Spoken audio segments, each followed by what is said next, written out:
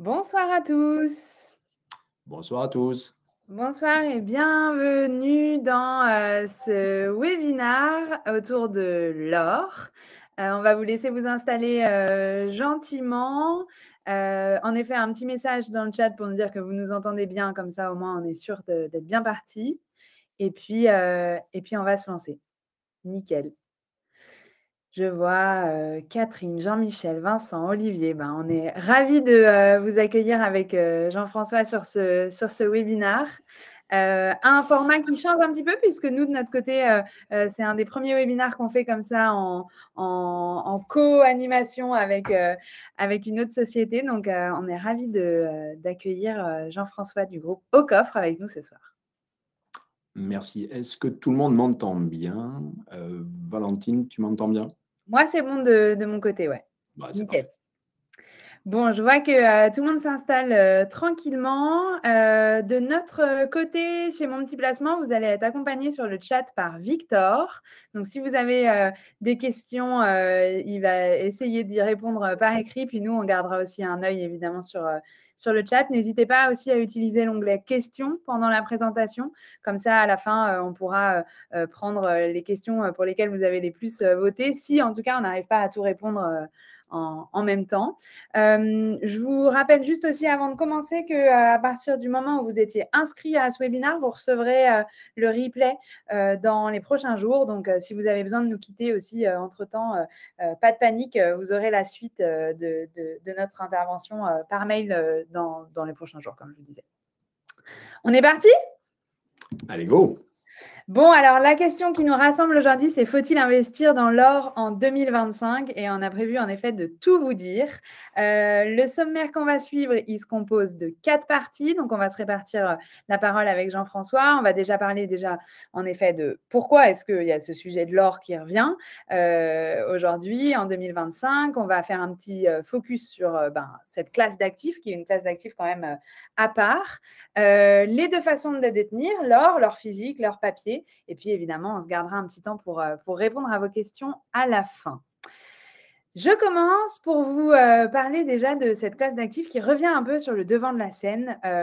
Et l'idée, c'est de vous expliquer aussi un petit peu pourquoi. Donc déjà, l'or, il faut vraiment, et je pense que ça, tout le monde l'a bien en tête, le voir comme un actif refuge. Mais pourquoi est-ce que c'est un actif refuge? C'est un peu l'histoire de notre civilisation. C'est-à-dire que, contrairement à une action qui va dépendre d'une entreprise ou une obligation qui va dépendre d'un État ou d'une entreprise, c'est vrai que l'or, ça ne dépend pas d'une signature ni d'une promesse. Et en fait, historiquement, depuis toujours, il y a eu de l'or. Donc finalement, quand tout vacille, c'est pas rare que les investisseurs se réfugient vers ce qui est tangible, rare et universellement reconnu, l'or. Et du coup, c'est un secret pour personne. On est aujourd'hui dans un environnement économique et géopolitique un peu inédit.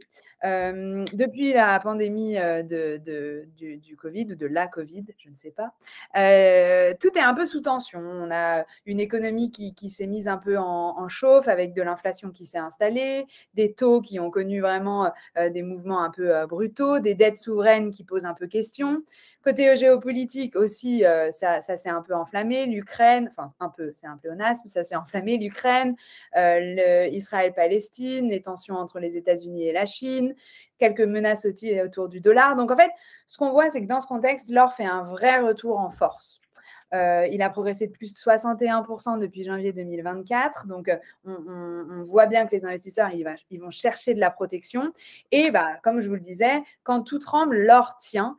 De fait que ce soit liquide, universellement reconnu, c'est quand même des moments où on voit une pression sur cette classe d'actifs. Pour que vous l'ayez bien en tête, qu'est-ce qui fait monter l'or ? Il y a évidemment la loi de l'offre et de la demande. Donc, s'il y a une demande en or, forcément, le cours va progresser. Mais sinon, il y a 4 grands moteurs. C'est l'inflation. Donc, quand il y a de l'inflation, en général, les investisseurs recherchent de l'or pour sa sécurité. Des taux réels qui sont faibles. Donc, quand, pareil, on a l'impression que ça vaudra moins demain que ce que ça vaut aujourd'hui, là aussi, on aime bien se réfugier vers l'or. Un dollar faible, parce que historiquement, l'or et le dollar évoluent dans des sens contraires. Et de manière générale, des crises géopolitiques. Donc, actuellement, c'est vrai que les 4 sont activés. Et donc, on le voit bien, il y a un cours de l'or, c'est la slide juste après, qui a explosé sur les 5 dernières années. On est à plus 118% sur 5 ans. Sur 20 ans, on est à plus 678%. Et donc, c'est une bonne façon aussi de voir l'or, pas seulement comme un actif de précaution, mais aussi comme un moteur de performance. On peut le comparer par exemple au MSCI World, donc cet indice qui représente les plus grandes sociétés du monde entier. Sur 20 ans, bah, c'est plus 199%. Allez, disons 200. Versus l'or, plus 678. On est sur une performance annualisée d'à peu près 10,8% par an depuis 20 ans. Donc, on voit que ça bat quand même de nombreuses classes d'actifs. Et en fait, finalement, investir dans l'or, c'est plus tellement juste prévoir le pire, mais c'est aussi capter une tendance structurelle de long terme et notamment, c'est porté en ce moment aussi par la demande des banques centrales qui sont en forte hausse et qui en achètent beaucoup. Donc, bien sûr, dans ce webinaire, on va essayer de répondre à la question pourquoi l'or alors même qu'il est très très haut. Spoiler alerte, en général, on n'achète pas l'or juste pour faire un coup, mais pour stabiliser un patrimoine. Et donc, même quand l'or est au plus haut, c'est pas rare qu'il continue à grimper grâce à une demande structurelle et éventuellement en ce moment aussi une dédollarisation qui pourrait ne pas tarder à se voir dans notre monde du 21e siècle. Donc, à savoir, l'or a atteint 3 400$ en mai 2025. C'est un record historique. Donc, vous comprenez pourquoi l'or revient sur le devant de la scène. Parce que historiquement, c'est un actif qui fonctionne très bien dans le monde qu'on connaît aujourd'hui. Et en plus, on voit qu'il y a une tendance un peu structurelle qui donne bon espoir pour la suite. On fait un petit focus sur l'or, un peu plus historique. Moi, c'était une petite intro, mais je laisse Jean-François vous parler de cet actif à part. Ouais, merci Valentine. Écoute, oui, l'or est un actif à part et tu en as déjà parlé parce qu'il a eu quand même une attitude et une posture en tant qu'actif qui est quand même un petit peu hors du commun par rapport à tout le reste. En fait, l'or, sa particularité, c'est qu'aujourd'hui, c'est un peu comme une forme de langage universel, mais aujourd'hui et depuis quasiment 5000 ans. Alors, combien d'actifs peuvent rentrer dans ce genre de domaine? Eh ben, finalement, très peu. Et ça, c'est finalement lié à la nature de l'or, c'est-à-dire sa nature physico-chimique qui en fait un actif comparable à aucun autre. Pour mémoire, pour ceux qui se souviennent de leur cours primaire, avec 1 gramme, vous pouviez allonger un film de 1 kilomètre. C'est ce qu'à l'époque, voilà, les professeurs des écoles pouvaient vous raconter. Bien, c'est une réalité. Ça, il n'y a pas grand-chose qui permet de le faire. Il ne peut pas s'oxyder, ça tout le monde le sait. Il a aussi une masse volumique qui est quand même très, très particulière, qui permet la plupart du temps de ne pas le confondre avec quelque chose qui pourrait ressembler à de l'or et qui n'en est pas. Donc ça, c'est quand même déjà quelque chose de particulier. Et quand je disais aussi que c'est un langage universel aussi bien par rapport à sa valeur, c'est-à-dire que vous êtes trader à la City de Londres ou vous êtes un trafiquant en Guyane, globalement, vous parlez du même or et finalement du même prix aussi. Alors, c'est peut-être pas la même manière que vous finissez en prison, mais en tout état de cause, c'était du même actif dont on parlait. C'est aussi un langage universel sur les aspects qu'il va avoir pour son usage. Par exemple, dans le cas des bijoux, jusqu'à il y a quelques années, l'usage de bijoux, c'était quasiment 60% de l'usage de l'or. Et pour autant, en parallèle, on l'utilisait aussi déjà comme actif de banque centrale, donc de lingots dans dans le bas de laine des banques, dans le bas de laine des consommateurs. Donc voilà, c'est finalement ce même actif qui finalement retrouve autour de lui un peu toute l'humanité, que l'on soit ici en France ou en Chine ou en Afrique du Sud. Voilà. C'est ensuite un indicateur, comme le disait Valentine, un indicateur de l'état du monde dans lequel on se trouve. Et pour bien marquer les esprits, je vais reprendre l'or tel qu'il était au début des années 2000. Il était à 200$, mais il n'était pas à 200$ par hasard. Il était à 200$ parce qu'à ce moment-là, on ne croyait que dans une chose, c'était des PowerPoint en 4 ou 5 slides qui permettaient de lever des millions d'euros derrière et globalement de fonder une .com avec.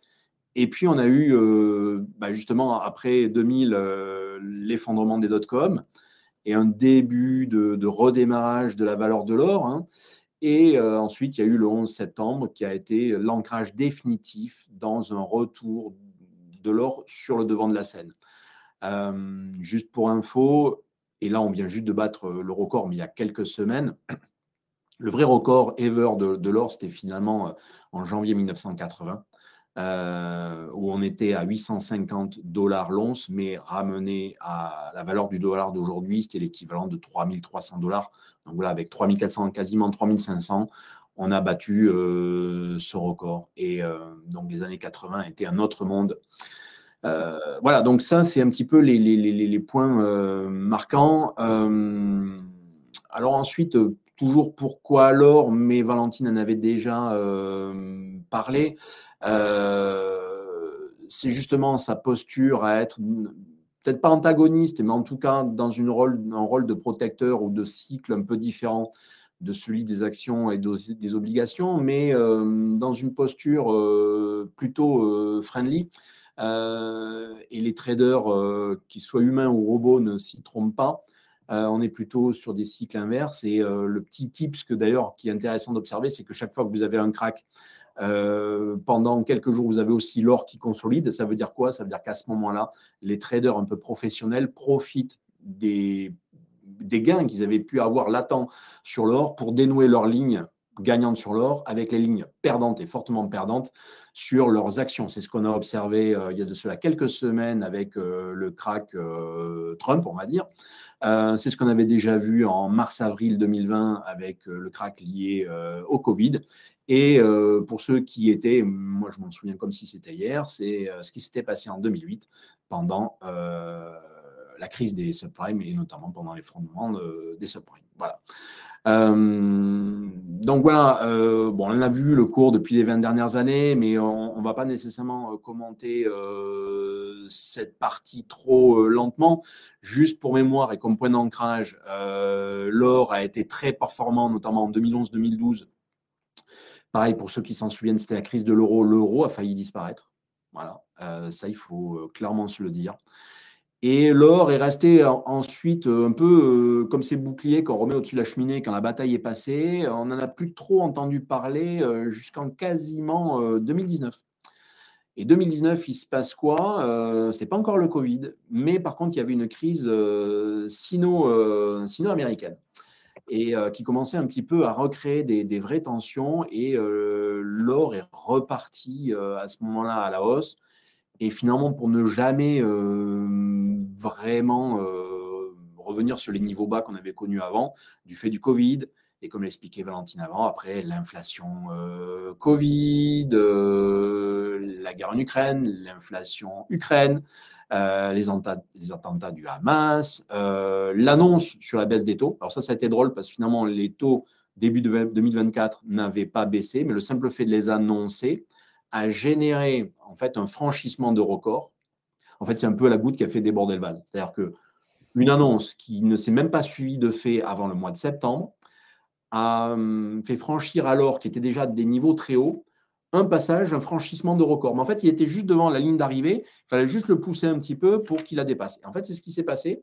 Et une fois que vous avez franchi ce genre de résistance, et bien après, c'est compliqué de revenir en dessous si le contexte est toujours le même. Là, il n'y avait plus de fin du Covid. Il n'y avait plus de fin de guerre. Sur le plan des conflits, on n'est pas encore à se faire des bisous. Hein. Donc, ça, ce n'est pas réglé. Et finalement, c'est comme ça qu'on a enchaîné record sur record et la grosse incertitude récente, notamment liée aux taxes douanières, où on se demandait si finalement le monde n'allait pas se refermer sur lui-même, quelque chose qui est très peu porteur pour les marchés boursiers, pour le commerce, etc. Tout le monde était dans l'incertitude et donc évidemment, ça à ce moment-là était très porteur pour l'or et c'est ce qu'on a vu récemment. Et comme maintenant, on se retrouve dans des niveaux très hauts, alors là, depuis quelques semaines, on est un petit peu attentiste, hein, c'est ce que je disais encore à mes collègues ce matin. On est à un niveau très haut, mais à un niveau d'attente. Mais rien n'est là pour désamorcer l'or vraiment. C'est-à-dire qu'on parle qu'il pourrait y avoir une paix en Ukraine, mais enfin bon, il y a 2 jours, vous avez 40 bombardiers russes qui se sont fait exploser par des drones ukrainiens. Donc franchement, est-ce qu'on a envie après de faire une paix? C'est pas dit. Donc voilà, on est quand même toujours là-dessus et l'état du monde qui est un petit peu patraque, quoi. Donc voilà, et là, ce cours actuel est en train de traduire ça. Alors, on avait participé à une étude sur la prise de valeur de l'or moyenne sur une année depuis une cinquantaine d'années, et l'or en moyenne prend 8% par an. Bon, alors ça ne dit pas que l'année prochaine, ça va faire pareil, hein. Mais ça a quand même plutôt tendance à surperformer l'inflation. Et quand on vous dit qu'on est dans un monde qui se porte bien si on a une inflation de 2%, ce n'est pas moi qui le dis, ce sont les banquiers centraux, ça veut dire que quelque part, à minima, l'or, pour jouer son rôle, lui aussi doit prendre 2%. Visiblement, il prendrait un petit peu plus. Et si je peux donner un autre point d'ancrage aussi sur l'or, c'est que globalement, la valeur de l'or, en autre chose que les monnaies, c'est plutôt quand même très, très, très, très stable depuis les fameux 5-6 000 ans dont je parle. Alors, pour ramener à des périodes un peu plus récentes, depuis nécessairement qu'une centaine d'années, déjà, on a une valeur de l'or ramenée à un salaire moyen, notamment américain ou français, qui finalement n'a pas trop bougé. Donc ça, c'est quelque chose d'intéressant à noter, voulant dire que tout le reste, c'est lié à de la monnaie et à de l'inflation. Donc voilà, l'or est là pour lutter dans ce sens. Alors pourquoi l'or? Donc évidemment, une façon de diversifier son portefeuille d'investissement, mais dans une logique anti-crise, anti-inflation, et un petit peu protection du reste de son épargne. Donc souvent, ce que je dis, c'est que l'or, c'est un peu l'assurance incendie du reste de son patrimoine, voulant dire qu'il faut le reste du patrimoine. Des fois, j'ai des clients qui me disent, moi, je n'achète que de l'or. Je dis, ouais, vous achetez que de l'or, mais en fait, l'or, sur le coup, ramené dans votre monnaie, et vous ne vivez pas dans le pays de l'or, vous vivez dans le pays de l'euro ou le pays du dollar, des fois, il peut aussi avoir une consolidation parce que tout simplement, les choses se passent mieux. Je prends le cas de 2013. L'or avait consolidé de 30%. Et on ne vit pas dans le pays où l'or est la monnaie. On n'est plus dans l'étalon or. Donc, ce qui veut dire qu'il ne faut pas que de l'or, il faut le reste du patrimoine. Et là, sur le coup, son intérêt est clair. Vous avez évidemment du cash, de l'euro, vous avez d'autres devises, du dollar, etc. Vous avez de l'immobilier, voire même des cryptos. Puisque aujourd'hui ils sont encore un peu contracycliques l'un par rapport à l'autre, évidemment les actions à certains moments, l'or occupe bien sa place. Voilà. Et c'est plutôt un actif long terme, moyen long terme. Et long terme, je fais juste une petite aparté, c'est tout simplement pour des raisons aussi de fiscalité, parce que si on est patient et qu'on attend 22 ans, légalement, la fiscalité en France tombe à 0.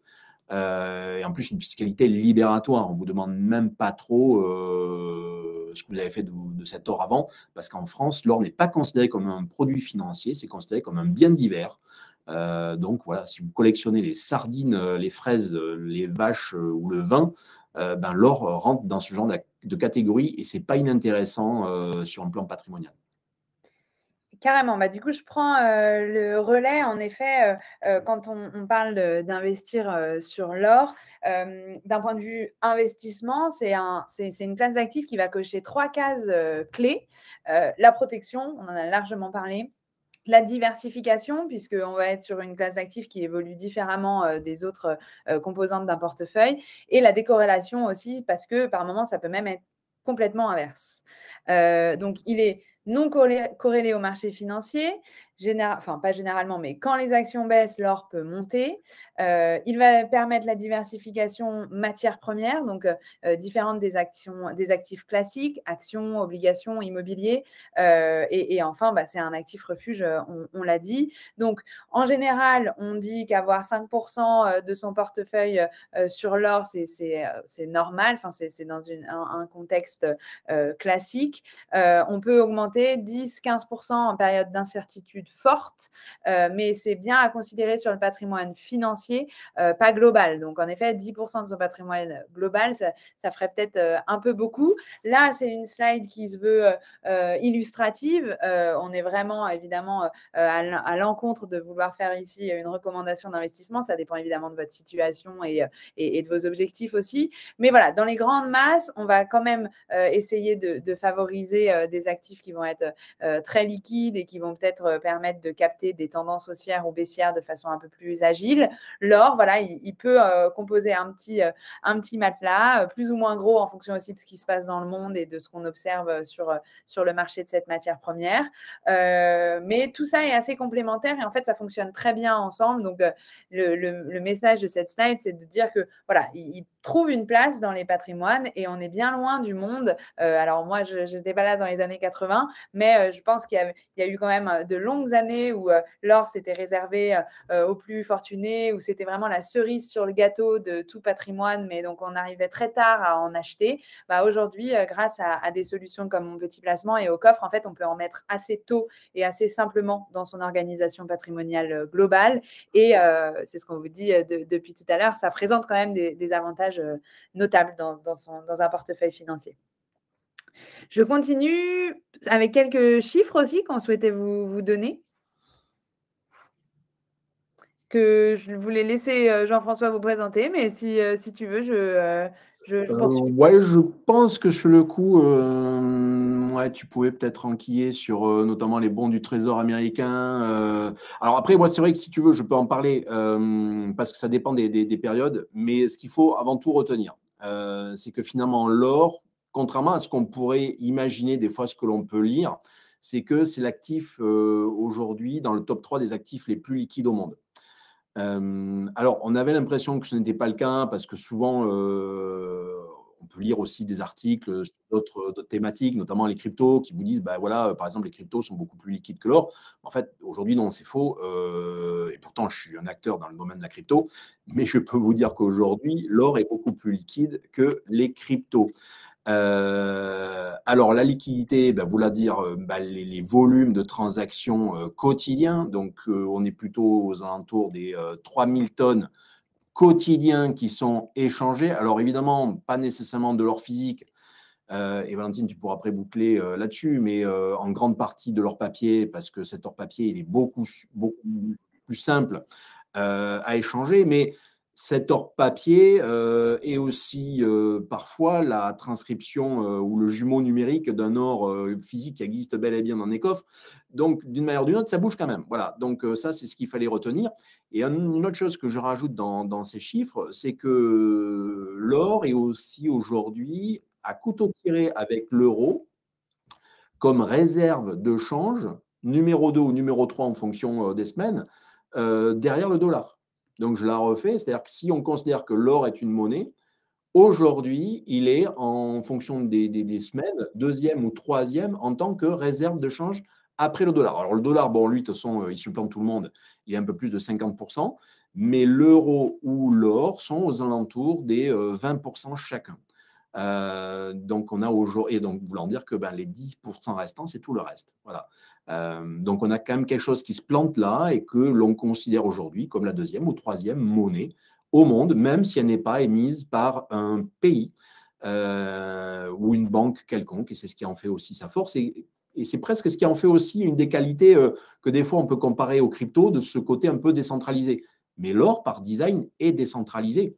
À plus forte raison depuis les années 2014, où globalement les acteurs de bonne taille n'ont plus les moyens d'interagir sur le cours de l'or, pour ne pas dire le trafiquer en fait, parce que c'est un peu ce qui se passait à ces époques-là. Aujourd'hui, ce n'est plus possible et ça redonne toutes les qualités de neutralité à l'or qui des fois pouvaient être sur lesquelles on pouvait se poser des questions. Voilà.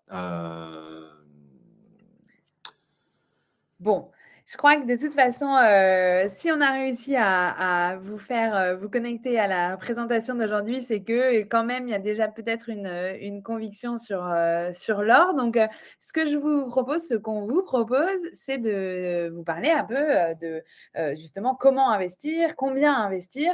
Il y a déjà pas mal de simulateurs qui existent sur nos deux sites respectifs. Mais j'ai vu qu'il y avait quelques petites questions aussi sur ça dans le chat. Donc, j'enchaîne direct. En effet, bon, l'or, on en a parlé. On vous a présenté un peu ses caractéristiques, ses atouts, parfois aussi ses points un petit peu plus faibles. Il y a deux façons de le détenir. C'est l'or physique ou l'or papier. Et donc, ça, c'est assez intéressant parce que en fonction de la façon dont vous choisissez de détenir l'or, il ne va pas y avoir ni le même traitement fiscal en cours de vie, ni le même traitement fiscal à la succession. Donc là aussi, l'idée n'est pas forcément de rentrer dans le détail. Nous, on vous a présenté ici les caractéristiques principales, mais il y a quand même des petites subtilités qui peuvent avoir un impact important en fonction du montant, évidemment, que vous investirez en or. Bon, l'or papier, il est assez classique, il est vraiment enfin non, d'ailleurs, j'aurais dû commencer par l'or physique, puisque pour le coup, c'est celui peut-être qui vous parle le plus, c'est j'achète une pièce, j'achète un lingot, je le possède en vrai. L'avantage, c'est qu'il est tangible, il n'y a pas de risque de faillite de l'intermédiaire, il a une valeur universelle, on en a parlé, je peux le mettre de côté, je peux le toucher, donc ça a quelque chose quand même d'assez précieux pour l'être humain. Bon, l'inconvénient, mais on va voir qu'il y a des solutions qui existent, ça peut être le stockage, l'assurance, éventuellement des frais de garde. Donc, voilà, il est là, c'est physique, vous l'avez, il faut quand même un peu le garder, quoi. Le papier, ça va être un peu l'équivalent de côté immobilier si vous achetez un appartement en direct ou si vous achetez des SCPI. Donc, c'est vraiment, c'est investir via des produits financiers qui vont être adossés à l'or. Là, évidemment, il y a pléthore de solutions. Les avantages, c'est que ça va être plus liquide, souvent aussi un peu plus accessible parce que tout le monde ne peut pas forcément s'acheter un lingot à 90 000, je crois qu'on est dans ces eaux-là, euros. Il n'y a pas de souci de stockage. Bon, par contre, l'inconvénient, c'est que du coup, ce qu'on aime dans l'or de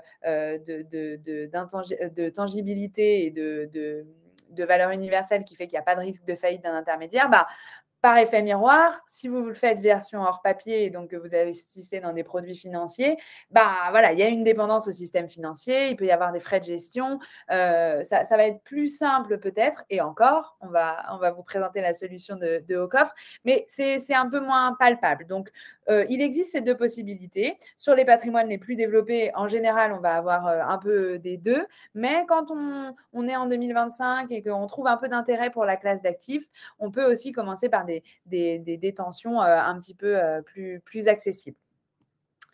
Et notamment, du coup, nous, chez Mon Petit Placement, donc je ne sais pas si tout le monde nous connaît, mais c'est l'occasion rapidement de vous représenter qui nous sommes. Donc, on est une start-up lyonnaise, start-up de 45 personnes et qui a déjà 7 ans, bientôt 8 d'existence, donc start-up quand même bien implantée. Aujourd'hui, on accompagne plus de 30 000 investisseurs sur vraiment, du coup, toute la partie un peu plus justement financière. Donc, on est sur le digital, nous, de notre côté, mais vous allez voir qu'on est complémentaires avec Aucoffre. Et en fait, ces 30 000 clients, assez régulièrement, ils nous parlaient de cette classe d'actifs, ils nous demandaient de développer cette offre. Il y avait ce besoin un petit peu d'or et de protection du capital.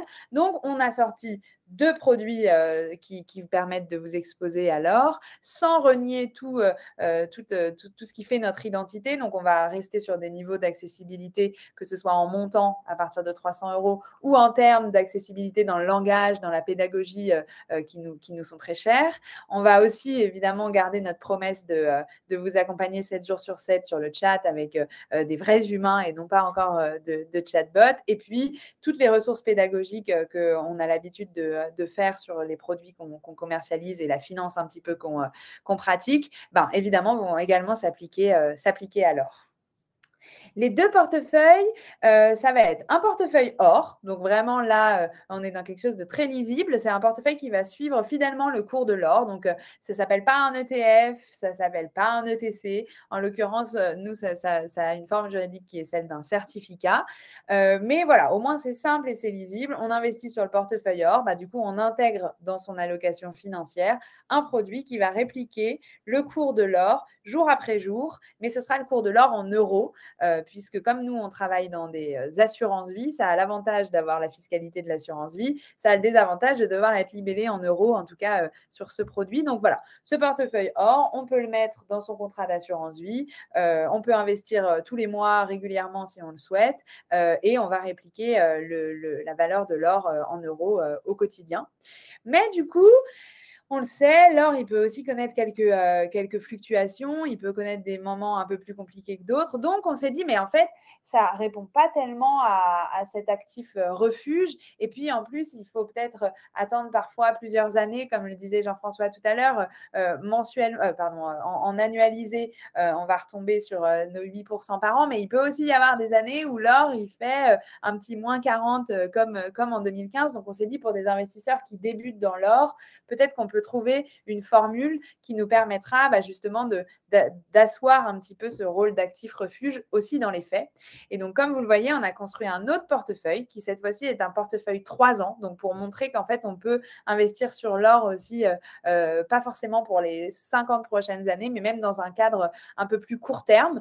Ça va être du coup un produit structuré, pour ceux qui connaissent un petit peu. L'avantage du produit structuré, comme le montre ce graphe, c'est juste qu'on va caper à la baisse et du coup à la hausse les fluctuations de l'or. Donc, en fait, ce qu'on va dire, c'est vous investissez sur ce produit et on se donne rendez-vous dans 3 ans. Vous allez capter la performance de l'or, mais si l'or, dans 3 ans, il est à moins 20 ou moins 30, pour je ne sais quelle raison, puisqu'on est plutôt positif, mais on ne sait jamais ce qui peut se passer, vous, votre gain, votre perte sera limitée à 10%. Donc, on assure un petit peu le capital investi, en tout cas à hauteur de 90%. Et à l'inverse, si l'or s'est envolé, il faudra payer le prix de cette couverture à la baisse et on s'arrêtera à plus 21%. Donc, l'idée, c'est de s'exposer à l'or sans forcément être prêt encore à en porter tous les risques.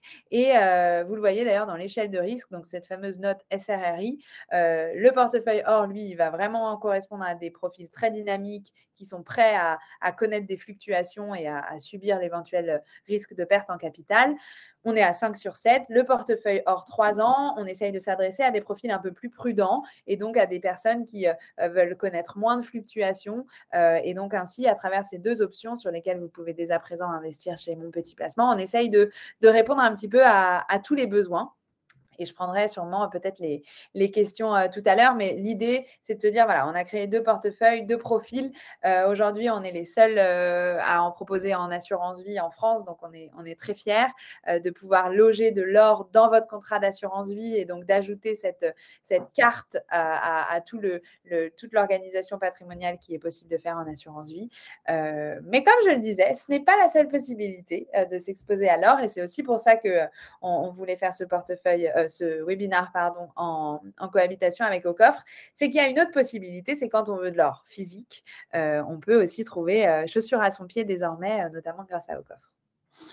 Ouais, merci Valentine. Et justement, c'était un grand plaisir de pouvoir organiser ça avec toi parce que plus on sera à parler de l'or et justement dans une logique vraiment de complémentarité, mieux ce sera pour cet actif génial qui ne cesse d'être redécouvert. Et donc, moi d'ailleurs, quand j'ai fondé Aucoffre, maintenant, il y a un peu plus de 15 ans, puisque c'était en 2009, c'était un projet que j'avais en tête depuis 2006-2007. Donc, j'ai vraiment commencé dans mon garage. Bien, on se retrouve quelques temps après. On est plusieurs dizaines de milliers de clients, une soixantaine de collaborateurs, etc. Et voilà, la mission, c'était un peu de réinventer la manière d'acheter de l'or, mais de l'or physique. Parce que, notamment en France, il y a une certaine appétence par rapport à l'or physique, à ce qu'on peut sentir comme palpable. Mais le sentir comme palpable et l'avoir à la maison, il y a quand même un gap.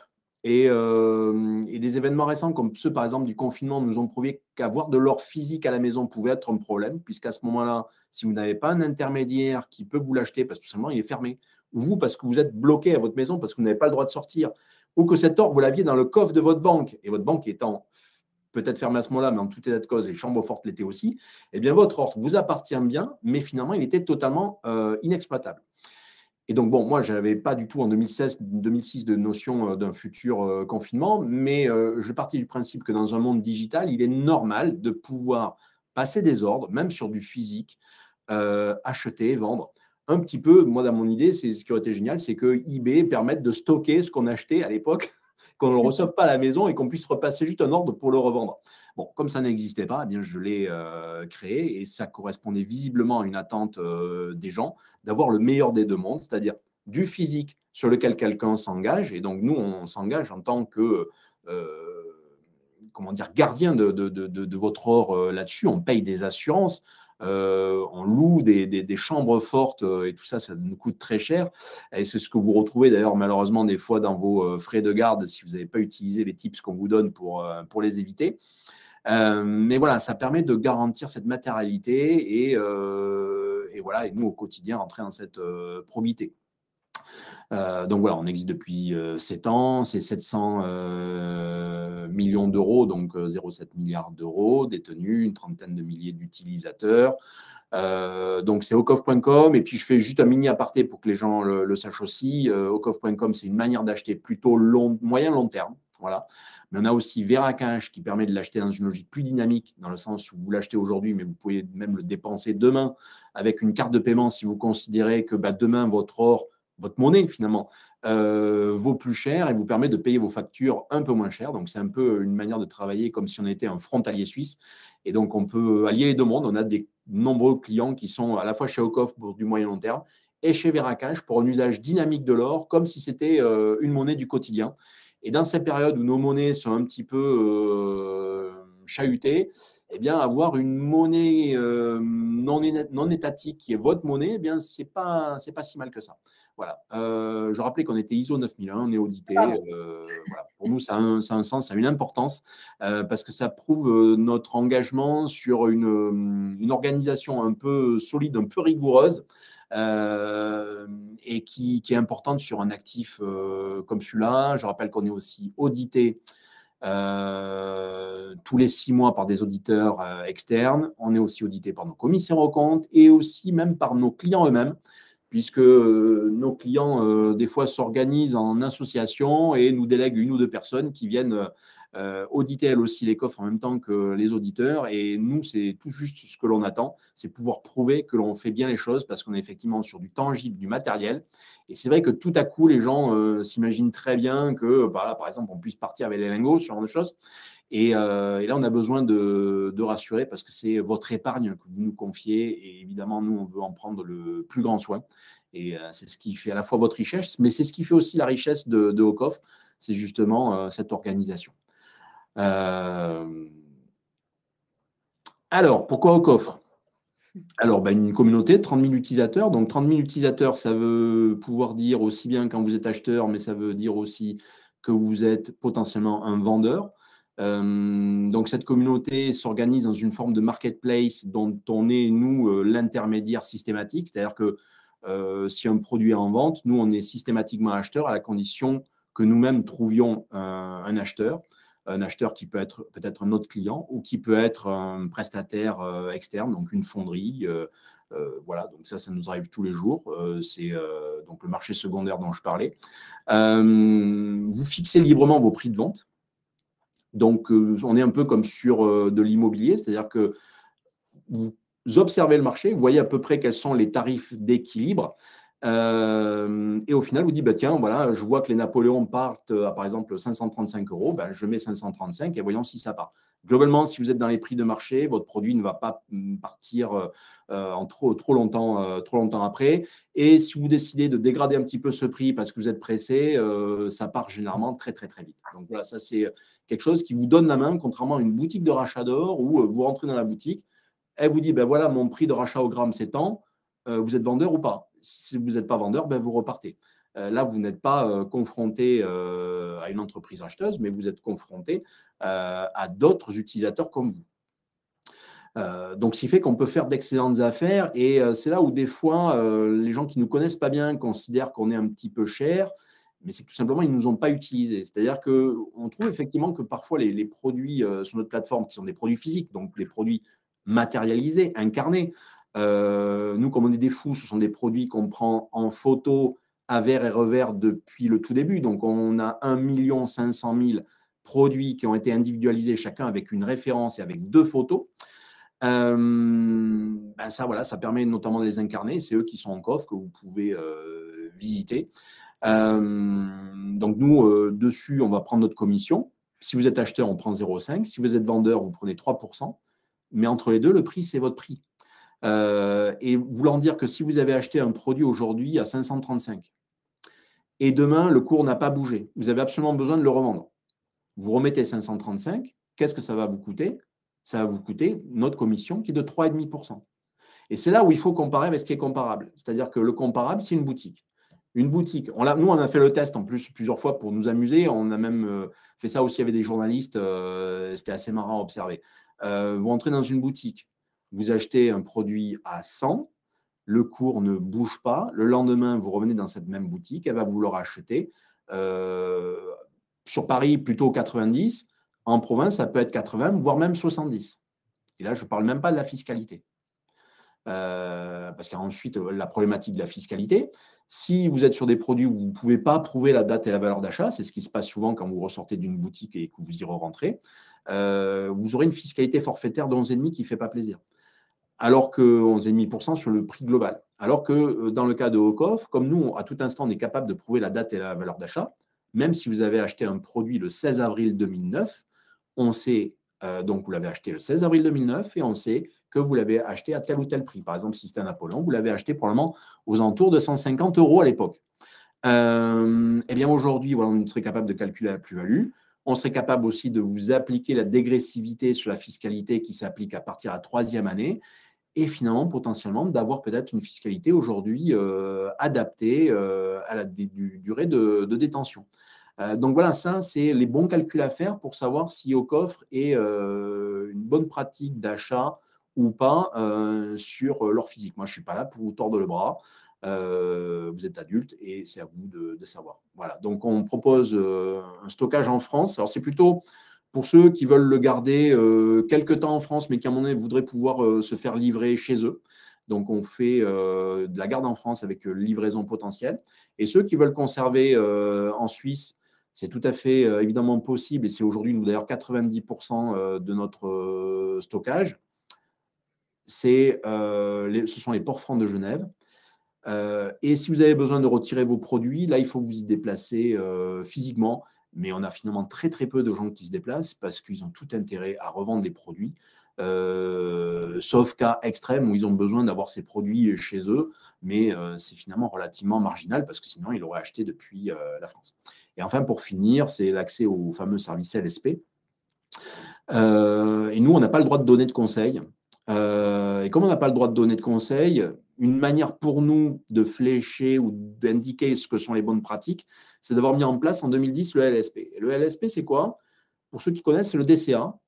Donc, une manière d'acheter régulièrement un actif pour niveler les hausses et les baisses et jouer la progression long terme. Et comme par design sur l'or, on est plutôt sur une progression long terme, du simple fait que nos monnaies, elles, perdent de leur valeur, eh bien, en fait, c'est ça que vous jouez par le biais du LSP. Donc, comme je ne donne pas de conseils et qu'on fait du fléchage, eh bien, qu'est-ce qui se passe? C'est que nos clients, je caricature à peine, hein, mais se disent, tiens, voilà, je vais acheter tous les mois, le 5 du mois à 18 h, je vais acheter mon produit en or. Donc, comme ça, je ne me prends pas la tête sur le cours de l'or. En ayant cette bonne pratique, ben, globalement, je joue de manière lissée la hausse du cours de l'or. Donc, voilà. Et ça, nous, pour le récompenser, eh bien, pour ceux qui rentrent dans cette logique de l'SP, on offre les frais de garde. Donc voilà, il y a une grille à observer pour voir, ben voilà, pour tant de produits déjà détenus, combien de produits de type LSP il faut acheter tous les mois. Bon, ça, vous verrez ça sur le site web. Mais ça vous permet comme ça de rentrer dans cette notion de régularité et d'avoir comme récompense ben, les frais de garde offerts sur vos produits LSP. Donc ça, c'est une très bonne nouvelle. Et si je peux, par exemple, ne serait-ce que parler de l'année 2023, puisqu'on avait fait les stats, on avait observé que tous ceux qui avaient revendu des produits en 2023 et qui avaient par le passé, donc quelle que soit leur date d'inscription, avaient opté pour le LSP, avaient gagné en moyenne 4% de plus que ceux qui ne l'étaient pas. Donc la régularité se traduisait par ces 4% supplémentaires. Voilà. Donc nous, on gagne moins notre vie sur le LSP que sur les frais de garde. Mais de notre niveau, ça nous permet, nous, de sécuriser des personnes dans la durée et nous, finalement, avoir une fidélisation de notre clientèle. C'est tout ce que l'on souhaite. Et donc, voilà, c'est un deal gagnant de part et d'autre.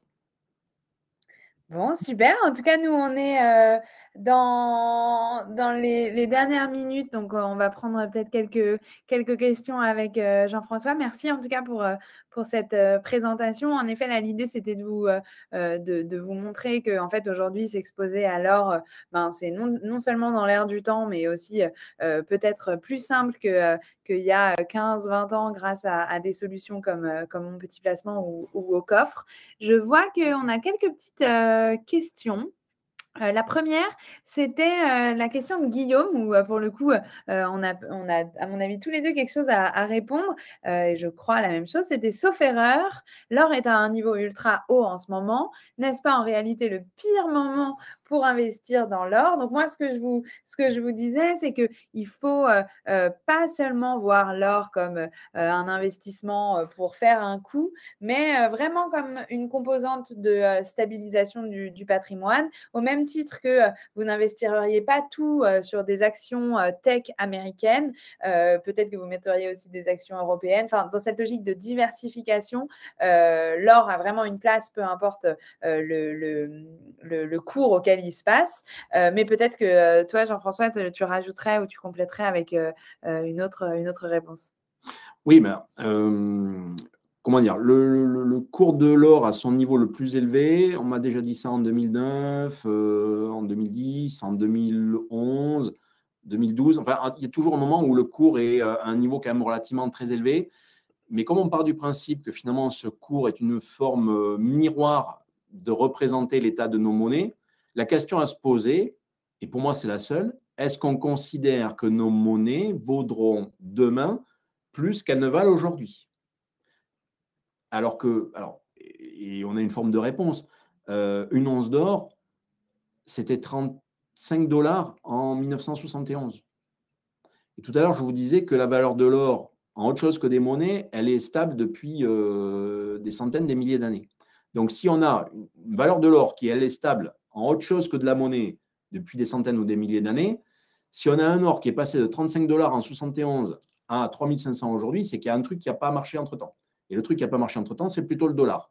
Donc, est-ce qu'on considère que demain, le dollar vaudra plus en valeur absolue, en valeur marchande, en valeur d'acier, en valeur de blé, en valeur de maïs, en valeur de chamallow, de ce que vous voulez, est-ce qu'il vaudra plus demain qu'aujourd'hui? C'est ça, en fait, la question qu'il faut se poser. Et après, on est dans cette logique où, justement, on n'est pas des traders, dans le sens que quand je parle d'un particulier, il n'achète pas de l'or dans une logique de trading. Donc, il n'achète pas de l'or le matin pour le revendre le soir pour avoir gagné sur un investissement de 200 000 dollars avec un effet de levier, il va gagner 0,2% dessus. On n'est pas là-dessus. Donc, c'est pour ça que cette notion d'achat régulier est pertinente. Et quand je dis achat régulier, ce n'est pas acheter 10 000 euros tous les mois. Nous, on peut acheter, déjà pour valider le LSP, on peut le valider avec l'argent métal. Donc, globalement, on peut valider un LSP avec 30 euros par mois. Donc, ce qui permet d'obtenir de l'or pour indirectement, sans frais de garde, pour pas cher. Donc, ça, c'est pas mal. Et sur Veracash, vous pouvez envoyer 1 euro. Vous avez acheté de l'or. Donc, voilà, tous ceux qui veulent dire que l'or aujourd'hui est trop cher, limite, vous en achetez un tout petit peu moins et vous verrez un peu comment cette valeur évolue dans le temps et vous en achetez un petit peu de manière régulière. Et l'or est à la portée de tout le monde. Nous, sur Ocoff ou sur Veracash, on a des gens qui sont jeunes, pas nécessairement fortunés. Même des fois, on a des chômeurs qui mettent ne serait-ce que 10 euros par mois. C'est tout à fait possible. Voilà, nous, alors par contre, après, le client moyen, nous, c'est souvent ce que j'ai tendance à dire, c'est le médecin de 55 ans. Mais parce qu'il y a une surface financière un peu plus conséquente, il a besoin de diversifier. Il ne veut pas avoir son or à la maison parce qu'il a compris que l'or à la maison, c'était tout sauf une bonne idée. Le Covid nous l'a prouvé. Les vols nous le prouvent. Moi, dans ma profession, j'ai des confrères dans l'univers des cryptos qui se font couper les doigts. C'est parce qu'à un moment donné, on laisse croire que ça peut être possible de prendre quelqu'un en contrainte. Eh bien, ça peut vous arriver. Moi, j'ai des amis qui se sont fait braquer leur coffre. Donc, quelle est la valeur d'un or qui est sécurisé et qui, finalement, à un moment donné, peut être vendu à tout instant, même à 4 heures du matin? Moi, j'en suis arrivé à ce métier parce que, justement, je ne voulais pas avoir d'or chez moi. Je ne voulais pas assumer ce risque. Et voilà, c'est ce qu'offre ce genre de service et de possibilités. Je prends peut-être juste une autre question qui, à mon avis, va répondre à pas mal de celles qui sont passées à droite, à gauche. Il y avait ces questions, quelle stratégie pour transmettre avec le moins de taxation? Est-ce qu'il y a des frais? Comment ça se passe en cas de difficulté? Donc, ça va vraiment dépendre de la solution que vous choisissez. En l'occurrence, chez Mon Petit Placement, quand vous allez investir dans un portefeuille or, finalement, vous allez vous exposer à cette classe d'actifs, mais cet investissement, il va se passer dans une boîte, dans une enveloppe de détention, une sorte de boîte à camembert, qu'est l'assurance vie. Et donc, en fait, quand vous exposez à l'or chez Mon Petit Placement, vous faites rien de plus, rien de moins que de mettre une unité de compte au sein de votre assurance vie qui s'expose à l'or. Donc, ça veut dire que toutes les règles en termes de fiscalité, de fonctionnement de l'enveloppe, de frais vont être celles de l'assurance vie. Et notamment, on connaît l'avantage qu'il peut y avoir à l'assurance vie pour la transmission. Donc, voilà, comment est-ce qu'on va choisir la stratégie d'or pour être moins taxé, pour payer le moins de frais? Ça va aussi dépendre beaucoup de la solution que vous choisissez. Et j'imagine que, tout comme chez Mon Petit Placement, vous trouverez chez Aucoffre des personnes pour vous renseigner, pour vous expliquer justement combien ça coûte, comment ça se passe si la société est en difficulté, comment ça se passe. J'ai vu des questions, comment ça se passe si l'État fait faillite, si les banques s'écroulent. Donc, voilà, là, on va peut-être pas pouvoir prendre toutes les questions parce qu'il y en a beaucoup, mais merci de votre intérêt. N'hésitez pas aussi peut-être à aller un peu plus loin dans vos recherches, dans les 2 solutions, enfin plus que 2 d'ailleurs, parce que dans les multiples solutions qu'on vous a proposées ici. L'idée de ce webinaire, c'était de vous exposer un petit peu toutes les solutions qui existent et la possibilité de trouver aujourd'hui des acteurs qui vous rendent cette classe d'actifs accessible. Je ne sais pas, Jean-François, si tu voulais rajouter quelque chose pour le mot de la fin, mais comme je vois qu'il est 19h20 et qu'on avait dit 45 minutes, j'arrive à la conclusion. Non, mais voilà, la seule chose que je souhaitais dire, c'est que finalement, on est sur un actif qui est protéiforme, qui est à la fois simple et complexe, et c'est ce qui en fait son intérêt, raison pour laquelle il peut exister sous une forme d'assurance vie telle que tu le présentes, avec les intérêts patrimoniaux qu'on peut y retrouver, et aussi dans une forme purement physique qu'on peut avoir chez soi si on a envie, avec les risques que ça veut dire. Mais la liberté, c'est aussi d'assumer les risques. C'est comme les gens qui ont décidé d'avoir leur clé privée notée sur un post-it pour leur crypto et planquée dans un coffre ou je ne sais pas quoi, c'est pareil. Ben, voilà. Euh, euh, Ah, je crois qu'on a perdu Jean-François. Je ne sais pas si moi, vous m'entendez. faire rembourser. Et après, ben voilà, l'or coffre. Alors, je ne sais pas si faisceau au cognac G, m'entendez-vous? C'est un peu coupé, mais ah non, je crois qu'on a… C'était un petit peu coupé. Oui, Allô, allô? oui. C'est mieux ou pas, Jean-François? Bon, bah, au moins, c'était le mot le mot de la fin. Je vois qu'il y a une petite frustration de votre côté sur les questions. Je comprends bien sûr, que vous en attendiez un petit peu plus en 45 minutes, c'est très court. L'idée de ce webinaire, c'était d'introduire le sujet. Malheureusement, de ne pas pouvoir, répondre, c'est aussi difficile pour nous, mais je crois que, au bout de 45 minutes, il est temps quand même de se souhaiter une bonne soirée. Je ne manquerai pas évidemment, si vous avez d'autres questions, de vous renvoyer vers le chat de Mon Petit Placement. En tout cas, en ce qui me concerne, on est prêt et dispo à répondre à toutes vos questions. Pour la partie au coffre, on a perdu Jean-François, mais je vous invite aussi évidemment à prendre les renseignements sur les services et leurs fonctionnalités. Je vous souhaite une très bonne soirée et puis j'espère à bientôt sur ces sujets.